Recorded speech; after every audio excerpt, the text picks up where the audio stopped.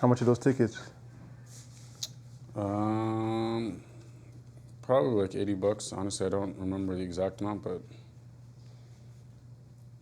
I remember it wasn't crazy. And when is that? Sunday. What time? Show probably starts at 8, like door 7. Show starts at 8. So he'll probably perform at 9. Is there an opening act? I have no idea. Yeah. I hope so. But What's the group called? No Doubt? no worries. But instead of an O, it's an X. So it's spelled like NX worries.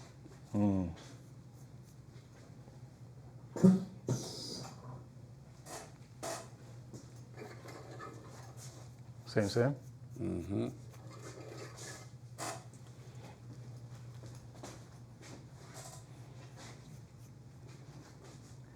Where were you when I was walking? What song do I know with Anderson .Paak and what's the kid? Kendrick? I don't know if it was a hit, to be honest, because I think it was earlier in Anderson .Paak's career. But just because of the circles that they were traveling, they kind of crossed paths. But I don't think they have like a big record together. Like Dr. Dre Compton album? Yeah, like it's probably a song on that album.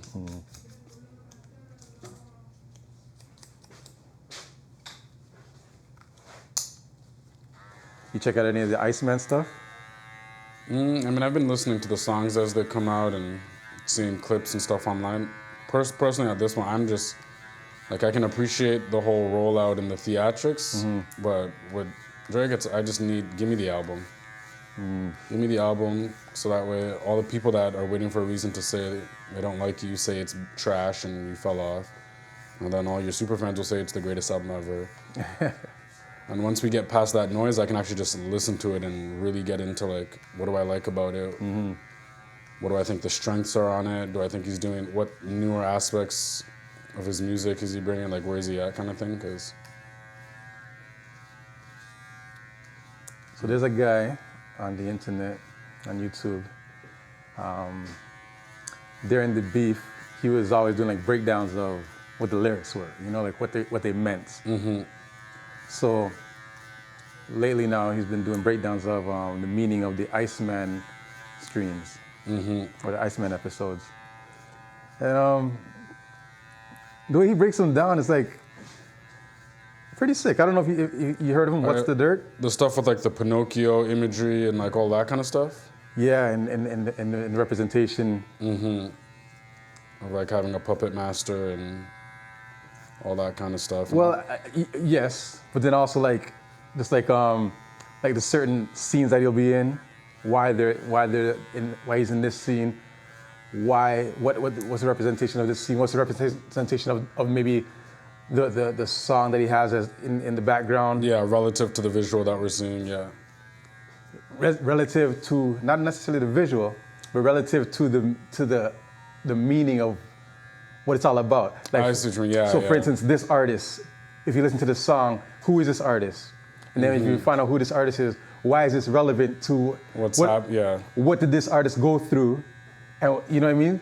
To find out the similarities of, you know what I mean? Yeah. I mean, he's definitely, I feel like, giving an interesting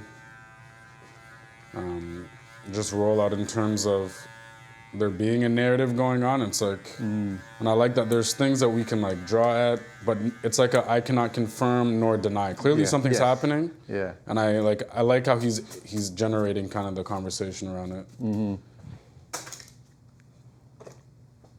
After I watched this guy do the breakdown, I'm like, oh man, this is super sick. If it is the way that the guy is saying it is. Totally. But even just the fact that he's doing this like stream approach, I feel like he's not really gonna get any credit right now for how innovative it is, and also speaks to kind of like he's always really been very forward with how can I leverage where technology is at in terms of how people are consuming like music and stories. Because you know, when he first came out, it was the MySpace era. Even thinking about the whole deal he did with Apple, or when More Life came out, it's not an album, it's a playlist. Then he had the OVO radio station on Apple. You know, so I feel like he's always leveraged technology in an interesting way, and I'm curious to see, obviously, how the album performs and all that kind of stuff. But I'm curious to see if after this whole approach, if other artists do it. Because obviously, the more popular kind of, I guess, lower commitment approach to this is you've seen rappers just go on a streamer's platform for an episode kind of thing, right? But we haven't really seen rappers be like, oh, for this rollout, I'm doing multiple episodes of my own streaming thing. So I'm curious to see how it affects rollouts kind of after his. So, with you saying like rappers going on other streamers' platforms, right? So, yeah. It then brings me back to him being on the stream with Bobby. Oh, totally. Well, but even within that, it's like, I would say like that was an expected move. Yeah. Because when rappers do their rollouts, you know, depending on how famous you are, determines how many interviews you have to do, how many podcasts you have to do, and all that kind of stuff. But with Drake, he doesn't have to sit with any of those platforms. So he can choose who he wants to talk to and in what context and what the conversation is going to be about. But then, my thing is, does he deliberately choose Bobby not because she's a girl, not because she's white, not because she's so unexpected, but because she fits his story of and his narrative and his control. I would say all of the above. You know, because he did a sit down with her, I think it was a year ago or whatever. Right. So it's not as left field as it might appear on the surface. I would say, if anything, that's what I expect of Drake. But what I'm saying is, him sitting down with her a year ago, right? Is that even like him so strategic, years in the making? Like, I'm doing Iceman eventually. I don't know if he necessarily had the Iceman concept. I think he's had it for years. I mean, like from what I'm hearing, you know what I mean? Well, and this is where what's cool about this rollout is like, as more of it happens, we'll find out to what extent there's been pre-planning and how and all that kind of stuff. Because that's where it's like, we'll find out one way or another. But I'd say for me at this point, I don't know yet. But that would be interesting. Yeah, because I think we were talking about the whole Bobby Drake thing, right? Yeah, right, yeah. Yeah, where it's like, that's like, very sneaky and slick in that regard. Yeah, so like if it's like years in the making, then this guy's a madman. Because I guess the question is how premeditated is his stuff versus how adaptive and quick is he in terms of adjustment. And I feel like it's definitely a balance of both, but it's in what ways and to what extent. Because we know with Kendrick, he's so clearly a methodical, premeditated type of artist, right? Like, or Frank Ocean, like those types of artists really give you like okay, you've thought about this for a few years and you've been pouring into this thing for a few years. But part of, I think, what makes Drake able to maintain such a high output at a commercial level is his ability to be adaptive and be agile with, and also just volume, like constantly working on stuff through whatever his process is that allows him to like pick and choose things to put out. Because even like the fact that he's put out so many albums over the last however many years, or kind of really throughout his career, on top of features, and then on top of all the leaked stuff we've heard, on top of all the unreleased stuff, it's just like, that just means he's just writing a lot of music all the time kind of thing. Some Tupac vibes. Exactly, but like, imagine if Tupac was continuing that pace for 15 years, what would that have looked like?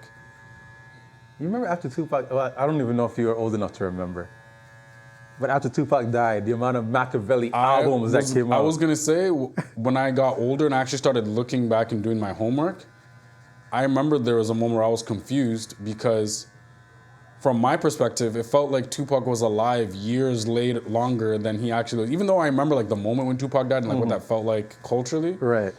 In my mind, it's like the flood of Tupac albums happened after he died. So Crazy. that's why one day when I'm looking at the script, I was like, wait, he was only alive for these albums? And I was just like, what? And then my brain was just like, I'm mad confused. And then finding out that he's actually from the East Coast, even though he's like this West Coast artist, then I was even more confused about this East Coast West Coast beef. I'm like, isn't this just like a New York beef? Like, you know, from my perspective, but like obviously the way the game is like sold and marketed is a whole other thing, right? And the way he like rode so hard for LA, and like the way LA like really is just like, oh, Pac, Pac, Pac. I'm just like, this kind of feels like two New York guys having problems with each other.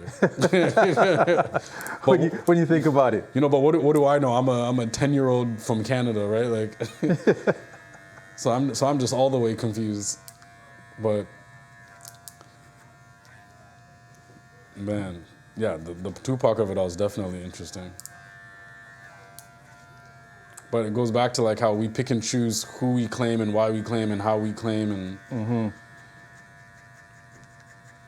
And it's so funny because back then I'm picking Tupac and I'm claiming Tupac. You know what I'm saying? That's who I'm riding with. That's the vibe. Like what he stands for. That's what I'm about. And then I find it so ironic that in this situation, I'm riding with Drake. And and Kendrick is more. You know, but this is where what's interesting though is at the same time. Yeah.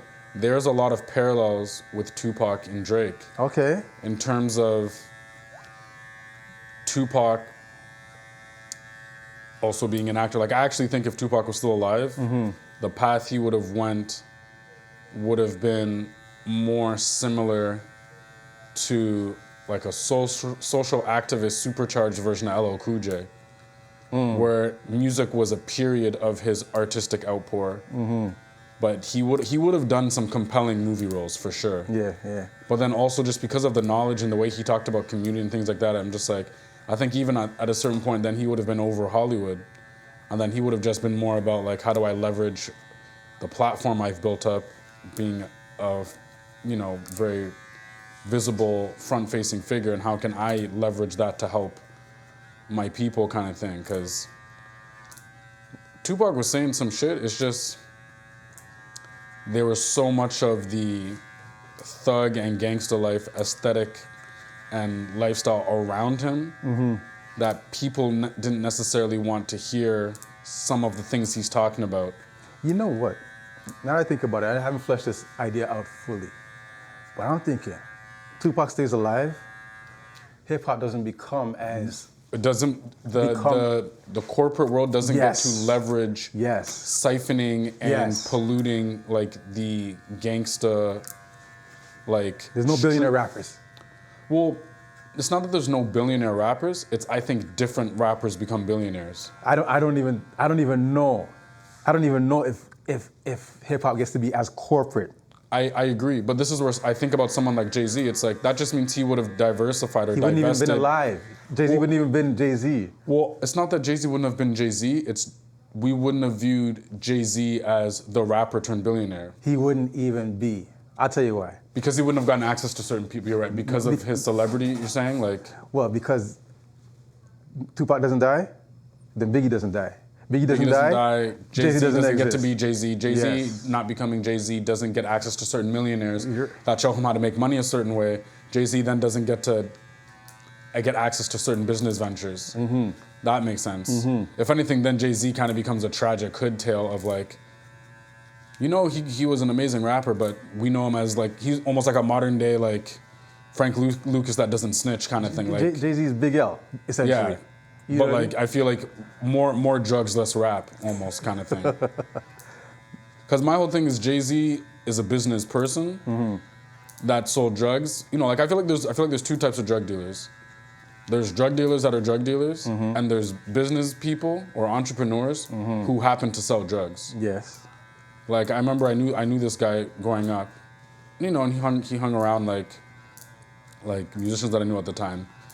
And I just knew he was one of their homies, and I never like thought about what he did. He drove a nice car. He was a smart. He's just a solid dude. And I remember one time we were like doing like a run to grab like food for like Mans at the studio, and I remember we get into the car and I'm just like, oh, like what do you do? Because at this point these guys are a little bit older, so I know they're not in like university anymore. And he's like, oh, I sell drugs. And I remember just being like, why don't I believe you?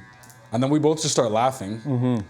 And then through that 20 seconds of laughing, there was something about like the way he was laughing and the way I was laughing, where by the end of it, I'm like, I believe him. And then, and then we just start talking about stuff and everything. And then I'm in the back of my head, I'm just like, bro, I know you're telling me that you're a drug dealer, but you just happen to be selling drugs right now. Right. At a certain point, and then just realizing the way he's smart with his money, the way he views life, the way he treats people, the way I'm just like, he's the perfect example of like, if in 10 years this guy told me he owned like multiple properties or a business or this or that, or like is retired at 30, like I would believe him. It all makes sense. Like, because I'm just like, yeah, I get you sell drugs now, but you're not a drug dealer. I've encountered, experienced, grown up, been around enough people to know that like, if you had happened to shown something else other than drugs as a way to make money at that vulnerable point in your life, you would be doing that kind of thing. So I always think about it's so interesting how it's like clearly you have a business mindset and you're a product of your environment. Yeah. And I feel like Jay-Z gives me that same type of energy where it's like, oh, if those formative years where he was showed the game, if he got to be like sponsored to go to like some sort of boarding prep school where he meets a bunch of kids that work at country clubs and then gets a job at a country club and then gets to have conversations with a billionaire who's playing tennis, and then they show him like, oh, here's how you invest, or here's how you do this, or you're a kid, how do you break down your paycheck? You should put this money in that account. Oh, you've never heard of this? You never heard of what a tax-free save? Like, there's just certain types of minds where I feel like it's opportunity. You know who you're talking about? Who? Franklin Saint. But literally, I would say, yeah, Jay-Z is like a Franklin Saint, but Franklin Saint, again, his options were, I need money to get out of this situation, but the type of money he was taking only puts him deeper in that situation, right? So I feel like rap was his way out in that regard, but then also opened up his horizons to being around certain types of people. Or are you talking about Dame Dash? You kiss your teeth like, Dame Dash. Man, Dame Dash is disappointing, man. Just disappointing. I thought he was a victim of circumstance. Yeah. But with every year that he gets older and I get older, I realize I understand why Jay-Z went his separate way. I don't think you're a victim of being snaked in the certain ways that you communicate. I actually think you are actually the issue in certain situations. Like, do you see his recent Breakfast Club? Of course. I'm just like, man. You could see why it's like, all right, I'm over this. I can't. If I was Jay-Z, I would have left in the 2000s too. Michael Jackson is rocking with me, and this is how you're behaving and talking. I'm just like, nah. And then, like, he likes to be all like, oh, culture vultures are what broke us apart, and like, got inside Jay's head. It's like, no, Jay-Z is a hustler and a business person, and every 6 months, that is a new evolved version of Jay-Z. So with every 6 months that goes by in the game, it gets to a certain point where he realizes, wait, what is it that you're doing for me that I can't do for myself? Yeah, he outgrew the situation. He literally outgrew the situation, but you don't want to admit that. Even though in the same breath you're talking about how everyone is beneath you and everyone should be their own man and their own boss. It's like, by that logic, then you are saying that Jay-Z should inevitably outgrow you as well, right? But this is where it's like you're actually holding like two opposing like ideologies, but they just are convenient for your narrative. Like, so that's why I'm just like, man.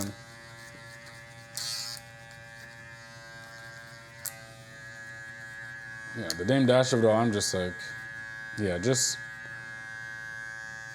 part of growing up is realizing all of these people you looked up to are people. And not everybody's a good person. Some people are just successful or famous or rich. Big facts. Like something I was talking about the other day with my homie is that bad people have kids too. Like we always talk about the future and how we pray for the future and the future generation and there's good kids and all that stuff. It's like, you forget there's bad people. Clan members had children as well that they love and care about and nurture and indoctrinate in their perspective and worldview. So it's like, it's not stopping, it's changing, yeah, but like, The stuff is still in the water and still around. Bad people have kids too. You know, and they love their kids the same way a quote unquote good person loves their kid. Like, we really like to be selective with how we frame the human experience. It's like, no, like, Hitler was a person as well. We need to acknowledge that, like, that is the same way Maya Angelou is what people are capable of, Hitler is what people are capable of. Mm-hmm. And people like that just don't disappear. When you say that, what do you mean? Like, obviously, Hitler's an extreme example, but I'm just saying opportunity and circumstance is what breeds someone to that extent. Right. But that doesn't mean there aren't people that are full of that type of hatefulness, that are intelligent, that aren't out there. They just might not have the means or the personality profile or the context to grow a following or have impact to the same scale. So similar to Charlie Kirk. Exactly. Okay. Right? And then now that obviously he's unfortunately a victim of gun violence, there's a revisionist history because we don't know how to healthily hold space or have empathy or like a healthy relationship with our humanity that someone has been killed, even though we don't like what they're saying. But that doesn't mean this person was a good person or a martyr or an activist. Right. Like seeing people frame him as an activist, it's like he was not an activist. Like, an activist doesn't speak dehumanizing rhetoric on other people and want them dead or deny other people or pose as holding space when they're not. They're actually just baiting and goading people into conversations to further double down on their dehumanizing rhetoric, right? But that's just like, I think all of it is lost in the translation, going back to like, we're in such a polarizing time where everyone's either extreme one way or extreme the other way. There's no longer people being able to sit down and have conversations with each other where they don't agree necessarily. And actually, when I say have conversation, it's more about the listening side than it is having something to say. Right. Like, people don't know how to listen to people that they don't agree with anymore. That's big facts. And that's really what the issue is, right? And I actually think, unfortunately, he was an example of that. So, I don't know, man. You know, when I was growing up, used to watch wrestling. And there was a point where I thought it was real, right? Absolutely. So I'm watching Hulk Hogan fight against Nikolai Volkov. This is before your time. The Russian Nikolai Volkov and the Iron Sheik from Iran. Iron Sheik hates Hulk Hogan, if I'm not mistaken. Right. So these guys are like sworn enemies in the ring. They're sworn enemies in the ring. And I'm like, this is crazy, like the way these guys fight against each other. But then you come to find out after the match, everyone's backstage and hanging out, having beers and doing coke together. Yeah, because they're brothers in arms in that life, right? So Iron Sheik, everybody hated Iron Sheik and Nikolai Volkov because of the rhetoric they spewed. So the fandom was against them, and they paid to come and boo them and see them get defeated. Exactly. So I say that to say, I listened to Candace Owens for a second and heard her talking about Charlie Owens to come find out that they're basically best friends. Yeah, they're very chummy. However, Charlie Kirk has all this rhetoric about black people basically not being humans. Right. Right. So but this is where it's like he doesn't even believe his own stuff. So that's what I'm saying. I'm like, is this wrestling? But this is where you get what I'm saying? But the problem is though, but this is not wrestling because it's the real world. But here what I'm saying. Right? Wrestling is framed as sports and entertainment. But real world to us. But to him, is it a check? But this is where... You see what I'm saying? Like, does he really believe the things he's saying, or is he just saying what he's saying because it's bringing him revenue? But the thing is, it doesn't matter because of the real world implications for sure. of what he's saying. For sure. Whereas with wrestling, it's one thing if people want to really believe it or misconstrue it, but it is under the guise of sports and entertainment. What he is doing is speaking in the political arena, which has real world implications. Well, okay. So is he speaking in the political arena, or is he speaking about politics? I would as say entertainment. I think you get what I'm saying, because here we are. We have back in my days. The problem is with Trump being your president, those lines are blurred, so they're one and the same. You can't say things in the political space hold space for political subjects, speak and interface with politics merely as entertainment, and be ignorant to the ripple effect it has in the real world. Okay, but how about KRS-One? How about Public Enemy? I would say they're self-aware of the implication of their very politically charged things they're saying while they're in the entertainment world. That's where entertainment is tricky, because not all entertainers should or will speak on those things, but the ones that feel a calling to will use their platform. Going back to like, nobody's right or wrong in that regard. So I would say the same way that KRS speaks on those things, he understands the weight and the responsibility of it. He's not ignorant to it or playing dumb or saying, oh, I'm doing it just for a check. He understands that like the things that he's saying has an effect on people. Right. So my thing is, does Charlie Kirk even care? I don't think he does. Is he? But that doesn't mean that it's okay. No, I'm not saying it's okay. Yeah. I'm saying, is he wrestling? Is this wrestling to him? I would say to an extent, but that's the irresponsible aspect of what he's doing, and further like doubles down on the ignorance of what he's saying, though, right?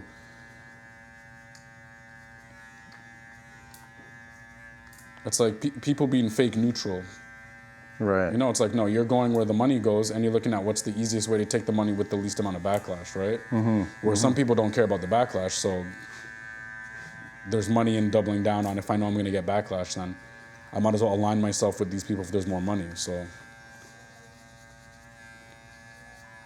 know, it's crazy you say that, because in theory, a conversation with like someone like a KRS and a Charlie Kirk would actually benefit everybody, because it would highlight how insincere someone like Charlie Kirk may be in terms of his lived life away from his persona, in terms of how he gets his money. But that wouldn't benefit his brand per se, right? Right.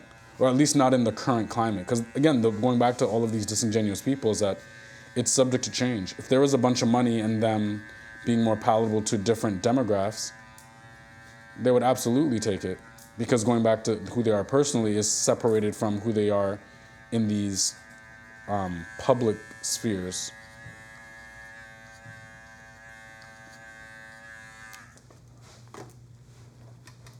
And then you get a job planting trees for $28 million a year, but then you don't show up for your job.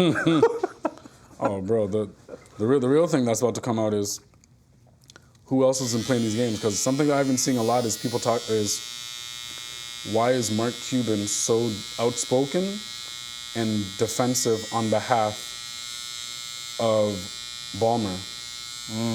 And as this case keeps developing, like every week there's more evidence that shows that like these guys were doing something shiesty.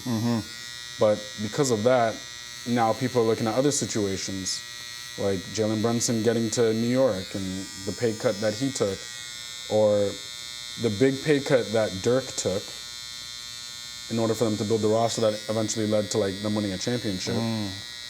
That same year, a production company that Mark Cuban owns bought the rights, or they bought like Dirk's like documentary or something, for an undisclosed amount of money. So that's where it's like, how do we know you just didn't do the same thing, right? Circumvent the Salary cap. And it's like the whole like the big lawsuit that's coming with the music industry and payola, where it's like payola's been going on since, you know. Yeah, since I was like when you say payola, I think of Frank Sinatra and the Mafia. So it's like the fact that like, oh, now people are getting sued. It's like even then it's like it's gonna make a big splash. Someone will have a fall guy. There'll be a slap on the wrist, but it's not going to stop what's happening, because the reality is that crime that's top down can only be held accountable to a certain degree in a capitalist society. And I mean that to say that like, if everything can be bought, then even the systems that punish and hold people accountable can be bought. Of course, right. So the real question isn't how do you get justice? The question is, what's the price for the criminals to keep it moving? Because somebody said to me, are they gonna fine Steve Ballmer? I said, how could you fine him? He just paid. He's getting but the fined joke is- something for $28 million. But even if you find him, whatever you find him, Yeah. it was worth it for him. Right. There's nothing That's- you could find him. It's just like I'll give you a great example on a smaller scale. The cafe that I work at, there's bylaws for how close a food truck can be to our front doors. Okay. There are 2 trucks. There's a shawarma truck. He's been there for a year. After a year of him being slightly too close, he has now found the closest he can legally be. And he's just siphoning off business, right? Because it's a university campus, right? So there's just so much business there. But the reality was, eating the fines Yes. was worth it for the business. Right, Because right. of how much money he's making Right, in right. that spot, right? The cost of doing business. Right? So it's like, but legally, there isn't anything to get him to really move other than he knows where to park now, so he doesn't have to get the fines. But a months of him getting fined daily, the business was worth it. And that's just like, yeah, the fine wasn't steep enough for it to affect the situation.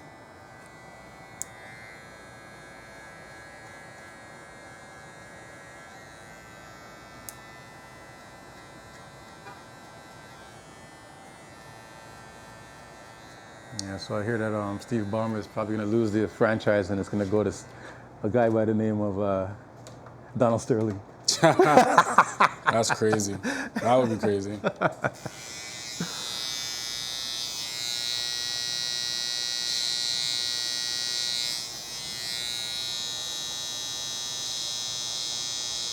Uncle Dennis the Menace, bro. Did you ever watch the show they made about the Clippers during that time? They made like a dramatic, like limited series. No. Oh my God, it's terrible but entertaining.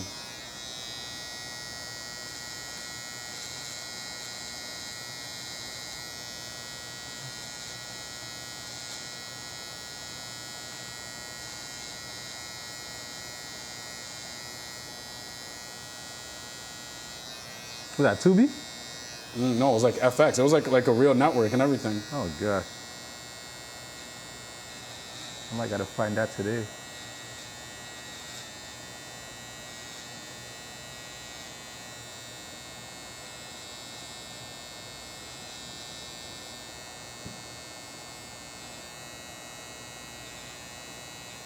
Poor Donald Sterling, man. He just didn't want his girlfriend hanging out with the guy that has AIDS, Yeah, man. and the guy they got to play Donald Sterling is the old guy from Modern Family, like Sofia Vergara's husband on that show.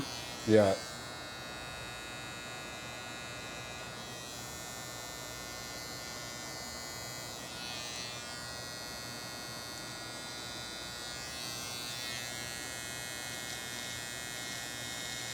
It's like if you're gonna sleep with anybody, sleep with anybody. Don't sleep with that guy. Yeah.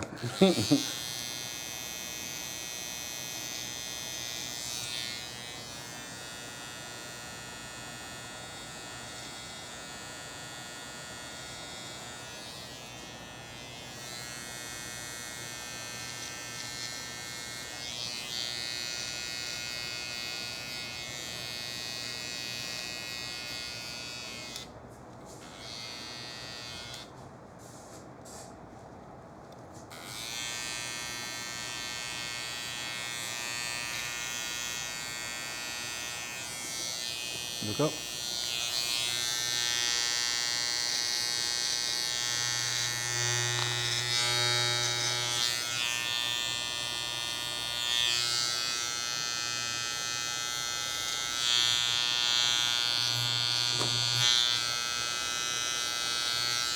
CJ said you got backflips, bro. Yeah. CJ said you got backflips. Yeah, I was a gymnast growing up.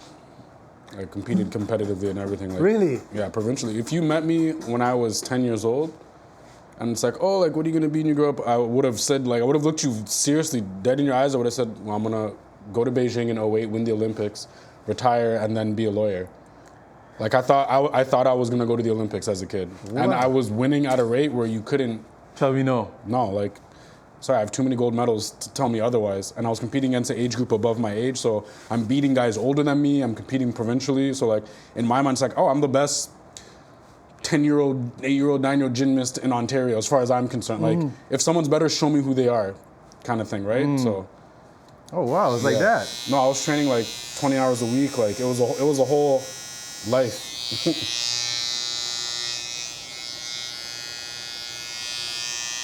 Would you put your kids in gymnastics? Yeah. But not just gymnastics and not for too long. No? No, because I mean,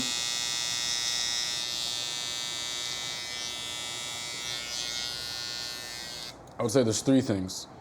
First off, there's just doing gymnastics, which I think is like everybody should experience, especially the younger you are, the better. But competitive gymnastics is not for everybody. Like, I recognize that's like really where I kind of cut my teeth, because it's an individual sport, right? It's like it's like tennis versus yourself. As much as you're competing against other people, everyone's going by themselves one-on-one on the thing, right?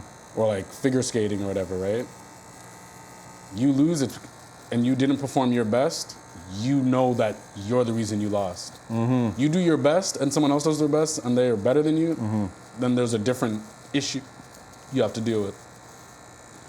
But like, it's just, psychologically, and like, I just feel like it's definitely not for everyone. That's why when I became a teenager and I started playing football, I was like, football is easy because I can feel how psychologically weak so many people are on this field. Really? Before we get to how strong or big different people are, it's like that only plays so much of a thing. And then after playing football, you get to basketball. I feel like psychologically people are even weaker because everybody's a diva and is told they're the best. So the egos are so big that nobody's tough mentally. That's why when I see someone like Kobe, I'm just like, Kobe could have done whatever sport he wanted and been successful, but I think in a lot of ways, basketball was easy money, easy food for him. Because so many of these guys don't want to work, so many of these guys are just mentally weak, so many of these guys give up. Like, even hearing about like the Derrick Rose flu, how during Derrick Rose's MVP year, guys would fake the flu because they were ducking him. Really? And hearing John Wall talk about it, hearing John Lucas talk, like multiple NBA players talking about it, it's like, like that year, guys would fake injuries because they don't want it. And I'm just like, you wouldn't be able to be a gymnast with that type of mentality. Because it's just you out there on an island, as much as you're competing against people. So like, once I started being, I was like, man, even at the professional level, there's guys like that in basketball. I'm like, this is a joke. You guys are a joke. But the three things about gymnastics, so there's competitive gymnastics, there's just doing gymnastics. And then there's also the kind of elephant in the room of just, that is definitely that. And then like also martial arts, depending on where you do it, is those are the types of jobs that normally don't do a deep enough or adequate background checks on their coaches. I got you. So it's very easy for kids to be in certain types of situations. Like, I was very fortunate with the situation that I was in, but like, you hear the stories and you see stuff come out about so many kids, having terrible, unfortunate, interactions with adults. And it's just like, knowing how many hours I'm unsupervised with adults, or just like all the kids and just the way that those places are set up, that it's like, it's a breeding ground. Like, I remember seeing a whole conversation on Reddit where they're talking about how like, okay, let's say you're a sex offender in one state, you just go to another state, and it's hard to get a job. Where are places that if you show enough commitment and availability, you could work at the dojo, you could work at the gymnastics gym, right? Right. And then it's just like you're running off of the strength of your reputation in that little bubble where everybody trusts you because you're first guy in, last one out, and you're so nice to everybody. But a little bit of detective work might find out, oh, you have a past in Cleveland or something like that. So once I seen that, I was just like, that's crazy. That is definitely way too easy.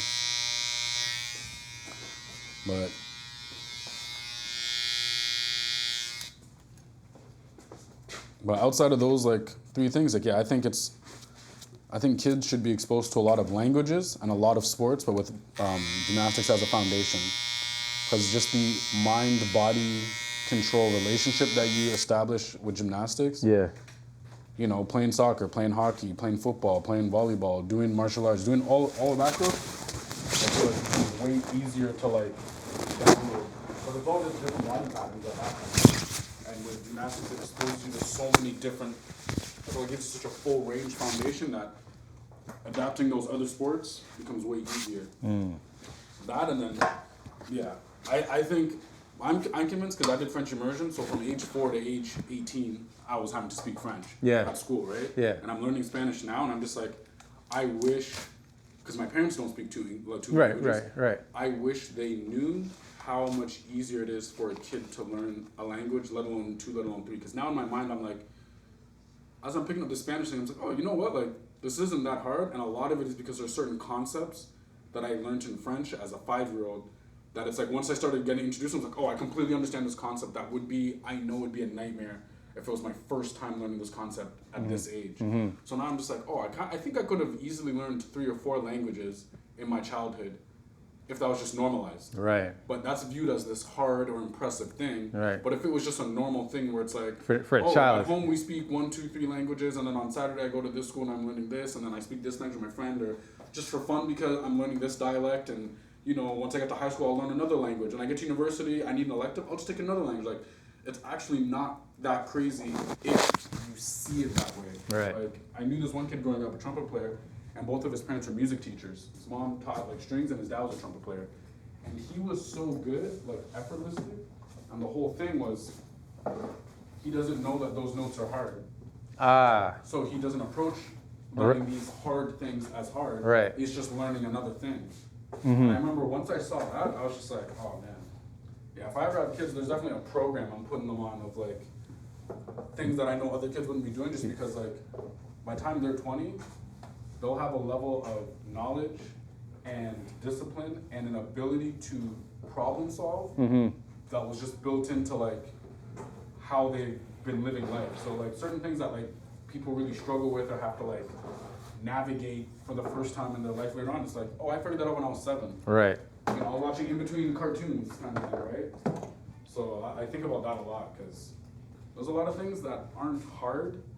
It's only hard because we're told they're hard. Right, because of when we like had to learn them. Now I'm gonna bring my son to gymnastics now. Well, and then every year I try to do some backflips, just because if you don't use it, you lose it. So yeah, I mean it's getting cold outside now, but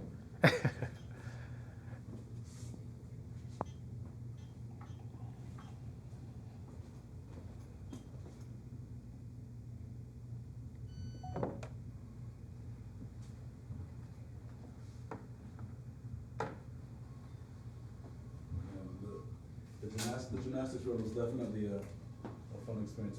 Like my youngest nephew is doing kickboxing right now. And one day he came home and showed me like a plaque that he got for like, oh, like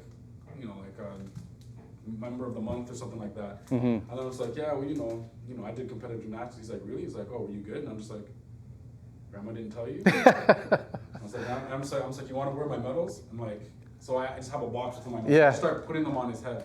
I was like, I was the one. Respect. In this room, you haven't done anything. I'm just putting the medal, and then Mike's getting put. He's like, my neck's hurting. My neck's starting to hurt. And I'm like, yeah. I'm like, we're not even halfway through the box yet. Oh man, but anyways, man. All right, my brother. You. Yo, thanks for showing up last week too, bro. Yeah. Oh man, it was a great time. I'll definitely be at them from now on. All right, man. Yeah, man. Easy. Take care. Ready?